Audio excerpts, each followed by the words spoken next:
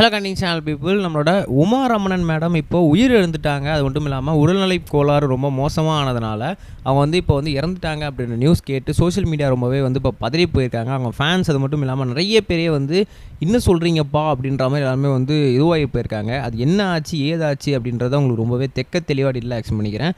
நான் பேச கேட்க ரெடியாக இருப்பீங்க நம்புகிறேன். வாங்க அவன் ட்ராவல் பண்ணிக்கலாம். முதல்ல ஒரு மிக முக்கியமான விஷயம் என்ன அப்படின்னு பார்த்தீங்கன்னா, நம்மளோட உமா ரமணன் மேடம் கிட்டத்தட்ட வந்து 35 வருடங்களாக தமிழ் சினிமா பாடல் பாடிட்டு இருக்காங்க. நம்ம கேள்விப்படாத தெரியாத பிரபலமான ஆனாதன்னு சொல்லி எல்லா மியூசிக் டைரக்டர் கூடயுமே அவங்க ஒர்க் பண்ணியிருக்காங்க. கிட்டத்தட்ட வந்து இவங்க ஒர்க் பண்ணாத மியூசிக் டைரக்டர் அப்படின்னு சொல்லி ஒருத்தங்க கிடையாது அப்படின்னும் போது இளையராஜா சார் அது மட்டும் இல்லாமல் இவங்க பெரிய மியூசிக் டைரக்டர் கிட்டோட பாட்டெல்லாம் இவங்க வந்து பாடி கொடுத்துருக்காங்க. அவங்க வந்து அதோட பாடல் அது மட்டும் இல்லாமல் அதோட அந்த டெப்த்துக்காகவே வந்து நிறைய பேர் வந்து கேட்ட பாடல்கள்லாம் இருக்குது. கடைசியாக வந்து அவங்க வந்து நம்மளுடைய விஜய் சார் படத்தோட வந்து ஒரு பாட்டாக பாடியிருந்தாங்க. அதுக்கப்புறம் பாடலே பாட ஆரம்பிக்கலை.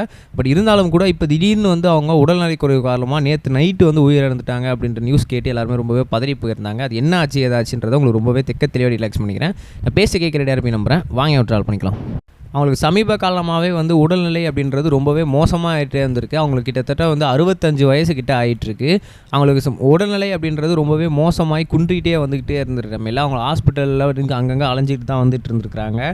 அந்த வகையில் அவங்களுக்கு வந்து நேருக்குமே நிறைய ட்ரீட்மெண்ட் மெடிசன்ஸ்லாம் எடுத்துகிட்டு இருந்தாலும் இப்போ அது எதுவுமே சரிப்பட்டு வரலை, அது எல்லாமே செட் ஆகலை அப்படின்றதுனால நேற்று நைட்டு அவங்க வந்து திடீர்னு உடல்நிலை கோளாறு காரணமாக ரொம்பவே சீரியஸாக இறந்துட்டாங்க அப்படின்னு நியூஸும் வந்திருக்கு.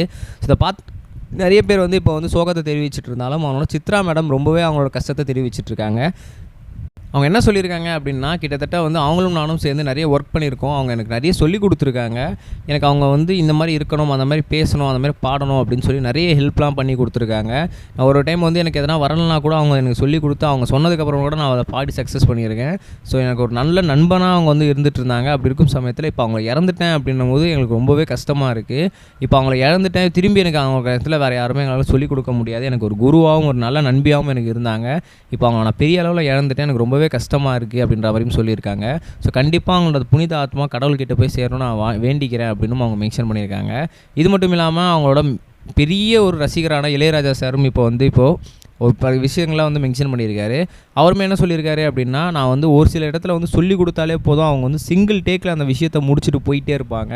ஸோ எனக்கு ஏற்ற மாதிரி வந்து அவங்க ஒர்க் பண்ணுவாங்க அப்படின்னா நான் கண்டிப்பாக வந்து உமா ரமணனை தான் சொல்லுவேன். ஏன்னா வந்து அவங்க வந்து எனக்கு ரொம்பவே டென்ஷன் பண்ண மாட்டாங்க, டார்ச்சர் பண்ண மாட்டாங்க, சொன்னால் கரெக்டாக வந்து பண்ணிட்டு பண்ணுவாங்க. அவ்வளோ டேலண்டடான ஒரு ஆர்டிஸ்ட் இப்போ இறந்துட்டாங்கன்னு போது எனக்கு ரொம்ப கஷ்டமாக இருக்குது அப்படின்னு சொல்லி அவரும் பதிவு பண்ணியிருக்காரு. நம்ம நெக்ஸ்ட் வீடியோ சம்டா கைஸ், பை.